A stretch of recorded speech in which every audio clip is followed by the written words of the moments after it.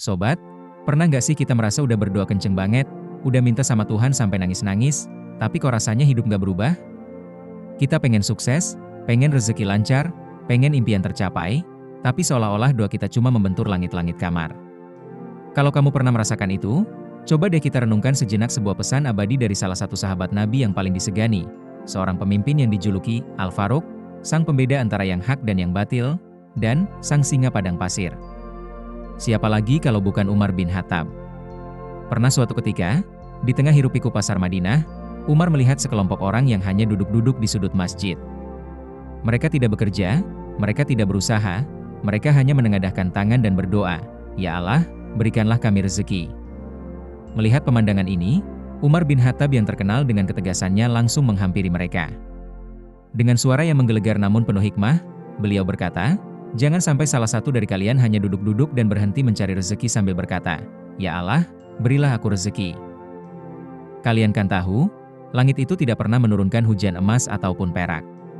Perkataan Umar ini, sobat, adalah tamparan keras buat kita semua.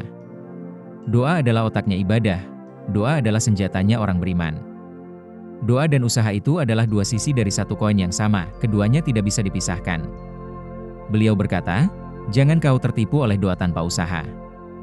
Ingatlah, anak panah tidak akan pernah melesat dari busurnya tanpa tali busur itu ditarik. Coba kita bayangkan sejenak. Kita punya busur panah terbaik, anak panah paling tajam, dan target yang sudah jelas di depan mata. Kita berdiri di sana, memegang busur itu, lalu kita berdoa, "Ya Tuhan, semoga anak panah ini mengenai target."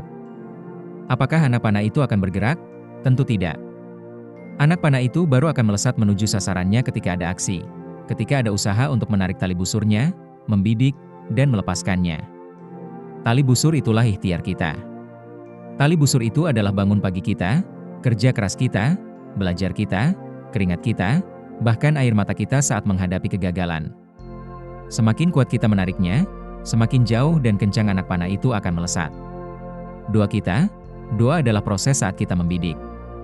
Doa adalah permohonan kita kepada sang pemilik angin, agar hembusan anginnya membantu mengarahkan panah kita tepat sasaran.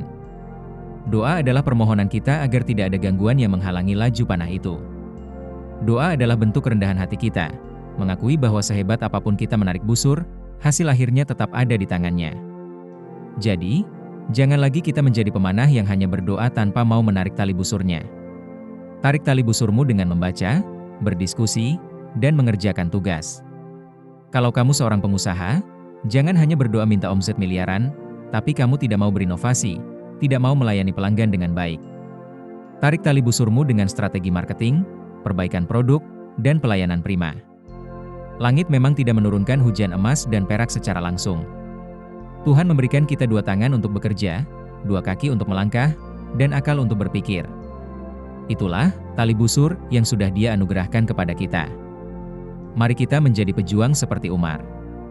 Pejuang yang tangannya sibuk berusaha di dunia, namun hatinya tak pernah berhenti berdoa kepada Sang Pencipta. Tarik tali busurmu sekuat tenaga, lalu lepaskan anak panahmu seraya berbisik dalam doa. Karena perpaduan antara usaha maksimal dan doa yang tulus adalah formula paling ampuh untuk menaklukkan target apapun dalam hidup ini.